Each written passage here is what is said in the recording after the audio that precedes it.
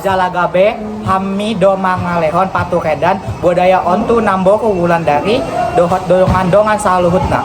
Selamat romat hamutu nakatanona makasoan tano Sumatera Utara. Magdalan ditok tuan ni roha. Cakep. Dapotan haus yang pak binotoan. Cakep. Oras mahita sudena roha. Mulai mahita pamerong nauli. Di jalo kami doang katok-tok lokal nami.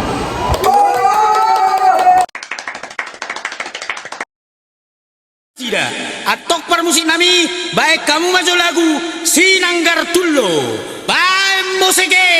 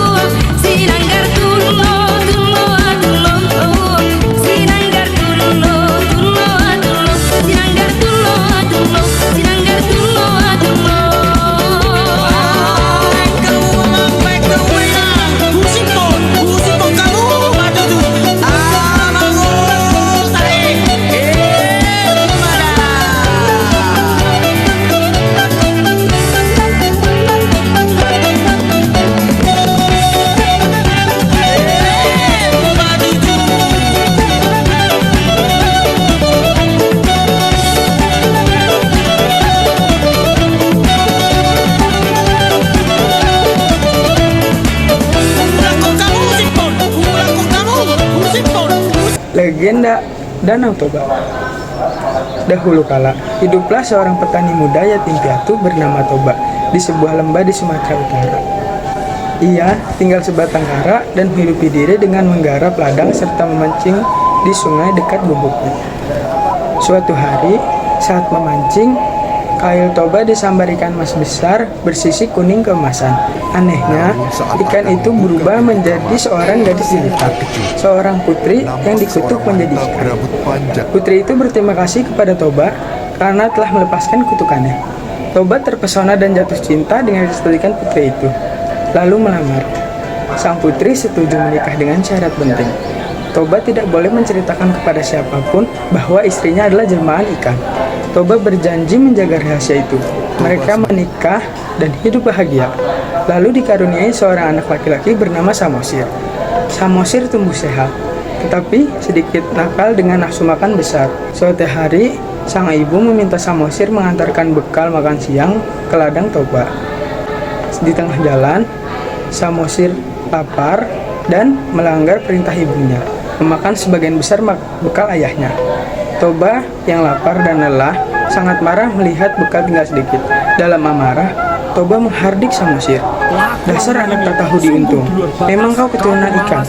Samosir menangis dan menceritakan ini kepada ibunya. Sang istri sedih dan kecewa karena Toba melanggar janji.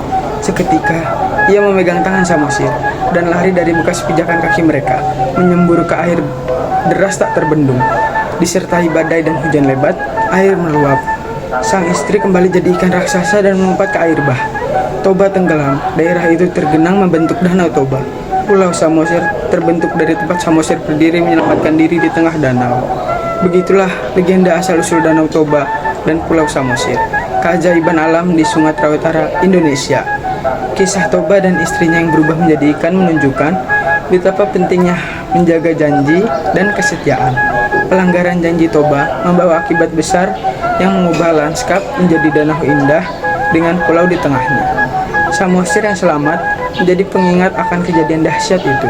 Itu diabadikan dalam nama pulau yang kini menjadi bagian tak terpisahkan dari keindahan Danau Toba yang memesona. Cerita ini terus diceritakan turun-temurun oleh masyarakat Batak, memperkaya warisan budaya mereka. Selanjutnya, saya akan menjelaskan beberapa upacara adat dari Sumatera Utara. Yang pertama-tama ada upacara adat Mangulosi, yang merupakan upacara adat mengalungkan ulos kentun khas Batak ke pundak seseorang. Upacara adat ini merupakan upacara adat yang sering dijumpai karena terjadi dalam berbagai siklus kehidupan. Yang kedua, ada upacara adat Manggolkal Holi yang merupakan upacara adat kematian yang sakral dan mewah bagi masyarakat Batak. Dan terakhir, ada upacara adat Mangupa yang merupakan ritual dari adat Mandailing yang bertujuan untuk memohon berkat dan memberi semangat kehidupan. Manfaat dari beberapa upacara adat. Yang pertama, manfaat Mangulosi ada penguat ikatan sosial. Ulos diberikan untuk mempererat hubungan kekeluargaan dan kekerabatan. Selanjutnya, ada manfaat Manggolkal Holi, yang itu adalah pemulihan roh leluhur. Diyakini bahwa roh leluhur yang jasadnya dipindahkan ke tubuh yang lebih tinggi dan permanen, bukan lagi di tanah, akan mencapai tingkatan yang lebih mulia. Dan terakhir, manfaat dari Mangupa, yaitu pemberian restu. Sering dilakukan pada pasangan pengantin baru atau orang yang akan berpergian jauh sebagai bentuk doa restu dari para tetua adat. Rumah adat Bolon adalah rumah adat tradisional masyarakat Batak Toba di Sumatera Utara. Rumah ini menjadi simbol kebersamaan, kekeluargaan, dan tempat bermusyawarah bagi orang Batak. Bentuknya besar, terbuat dari kayu, dan beratap ijuk sehingga bisa dihuni oleh beberapa keluarga sekaligus. Bentuk bangunannya, rumah adat Bolon berbentuk rumah panggung dan tiang-tiang kayu besar sebagai penyangga. Lantainya agak tinggi dari tanah untuk menghindari binatang buas dan menjaga sirkulasi udara. Atapnya runcing, melengkung ke atas mirip perahu. Terbuat dari ijuk atau serabut pohon. Bagian dinding dan depan rumah dihias ukiran khas Batak warna hitam, merah, dan putih. Ukiran ini punya makna filosofi tentang kehidupan, kekuatan, dan perlindungan. Dulu, rumah adat Bolon digunakan untuk tempat tinggal raja dan keluarganya, serta pusat kegiatan adat seperti upacara, masyarakat, dan pesta adat.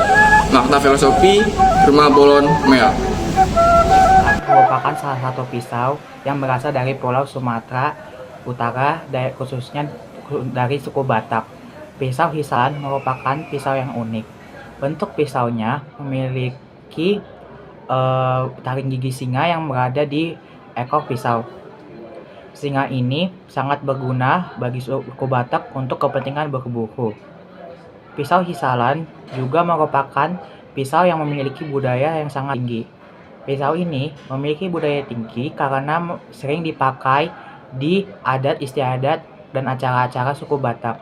Pisau hisalan menunjukkan betapa berskillnya orang suku Batak karena mereka dapat mengolah logam yang indah dan menambahkan estetika ke dalam pisaunya. Pisau ini menjadi salah satu warisan budaya yang berharga bagi suku Batak. Kesimpulannya, pagelaran adat Sumatera Utara yang memadukan pantun, tari tradisional, cerita rakyat, kain budaya, dan kearifan adat Dahilan Natolu berhasil memperlihatkan keindahan dan kearifan lokal masyarakat Batak, memperkuat identitas budaya, dan menjadi warisan yang berharga bagi generasi mendatang. Melihat tema di Hamu Salhutna.